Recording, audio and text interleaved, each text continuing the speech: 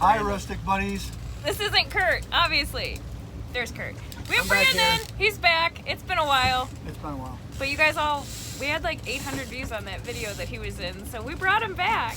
Thought maybe we could get 800 more. Yeah, and Dave's here. And Mark, because he gets mad when I don't introduce him. Well, thank you. Hello. To all the Facebook fans. Yeah, so we're fishing weedy, musky, yay. One here, one there. We'll see what happens. Come with us, as always. There we go. Took us all day to hook up on the dang fish. This is our third spot because the weeds are so freaking bad. Brandon, what do you got going on there? Professional maneuver. You've never seen. That's how you catch He's acting like a rookie. It's been a while since Brandon's been fishing. Yes. Trade him a rod for a net. There we go. We'll trade back. I like it. Very good. See that thing moving in this?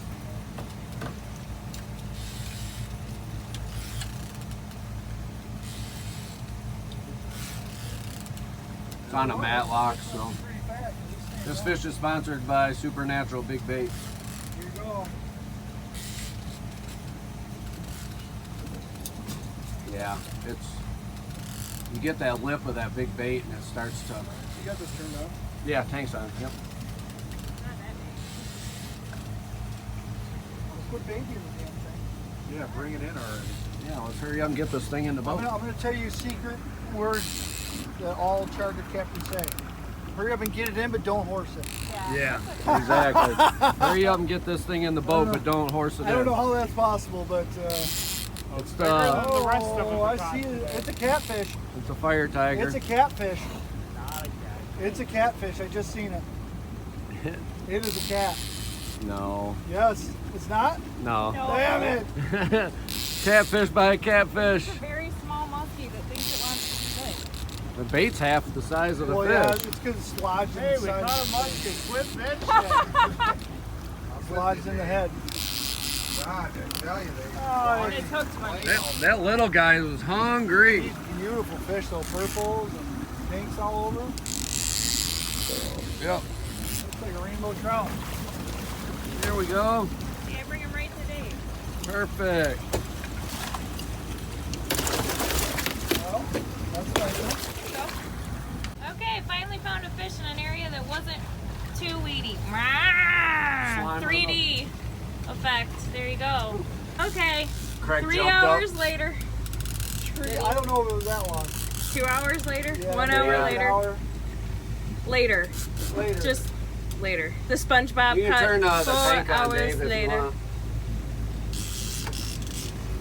Hey, and you slowed down too, and then We did slow down. so we're now going 3-3. Right after we slowed down, we got a bite. Did you slow down? I don't know. Is this your albino penguin No, Yeti tried thing? to bring it down just a little bit, but I don't think It's the Yeti turd. I think this was really good. The Frozen albino Yeti turd? Frozen Yeti turd. It's a new bait color. Hey, Lydio or Duff, will you make me a bait and name it the Frozen Yeti turd? And it's Brandon, like a white. watch that net. You're gonna have about 50 hooks in that thing if you don't watch it. Brandon's a little rusty. Yep. Craig's over here watching us. Hi, Craig. The Joker on the swim plan. Yeah, right? It's more like the Joker on the steering wheel. Yeah, he might be freaking wanting to know. You might want to know what you're doing. I'm just zigzagging. I'm giving lures The action. zigzag pattern. Just reeling in a bait, then I'm going to pick it up with the net. Only if we can tell him we caught it on a Frozen Yeti Bring turd. this thing in, or are we just looking at it? No, we're freaking playing around. Oh, Meh, meh, meh. that didn't feel good. Oh, he's hooked under the chin. He's hooked weird. Yeah, they're hooked fun. Really not happy about it. Well, wouldn't you be mad if that happened to you? Won't lose my bait. Yeah. I know, it just something when he flips it. They're over there watching us. It's not big, don't It's worry. a 38 I'm special. going to take the... Special? 38 special.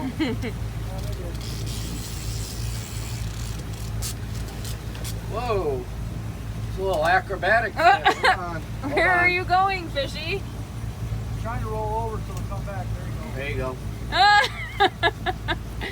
Craig's over there like, what the heck are these guys doing? How'd they get a year-end fish? These yahoos?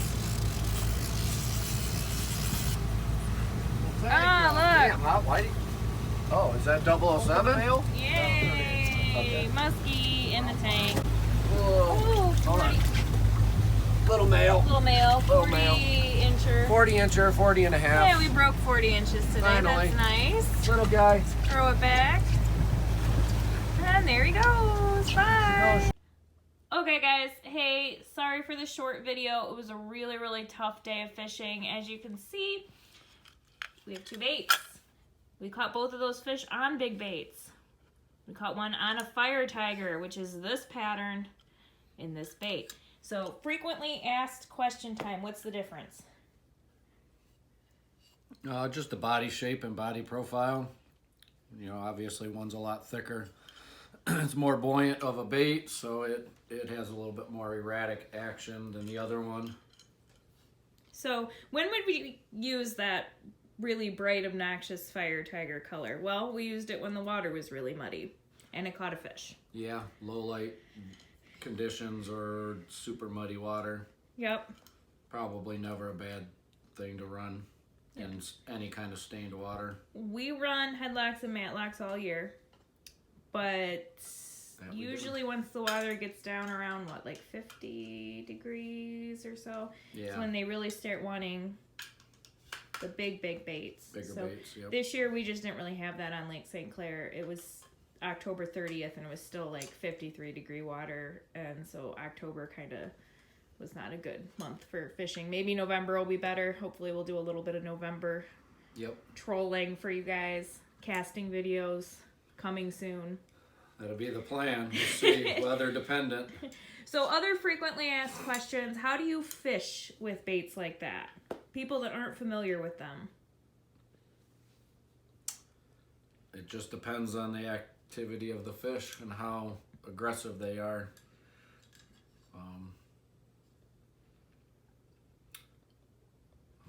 We would put them on down rods and out rods a lot.